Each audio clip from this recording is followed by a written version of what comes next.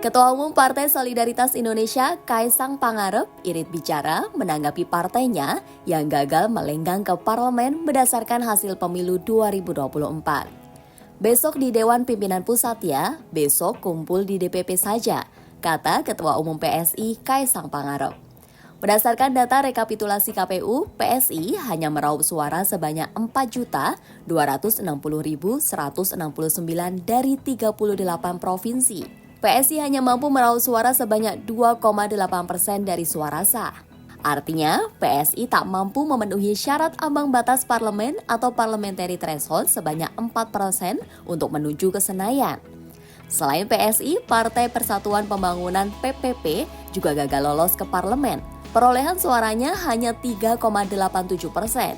Ini adalah kegagalan pertama P3 dalam kurun 50 tahun terakhir.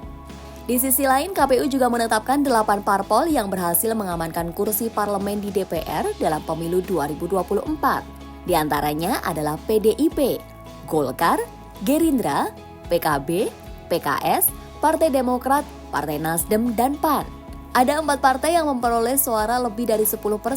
Pertama, PDI Perjuangan, menjadi partai dengan perolehan suara paling banyak pada pemilu 2024. Yakni 25,38 juta suara atau 16,72%. Kendati berpeluang menjadi pemenang pemilu 2024, suara PDIP turun hampir 1,67 juta dari tahun 2019 lalu, yakni 27,05 juta atau 19,33%.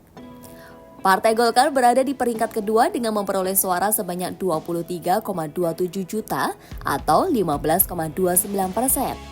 Suara Partai Golkar naik 6,05 juta suara dibandingkan pemilu 2019 yang hanya sebanyak 17,22 juta atau 12,3%. Ketiga, Partai Gerindra yang memperoleh sebanyak 20,07 juta suara atau 13,22% pada pemilu 2024. Dan keempat, Partai Kebangkitan Bangsa atau PKB yang mengalami kenaikan dengan memperoleh 16,11 juta suara atau 10,62%.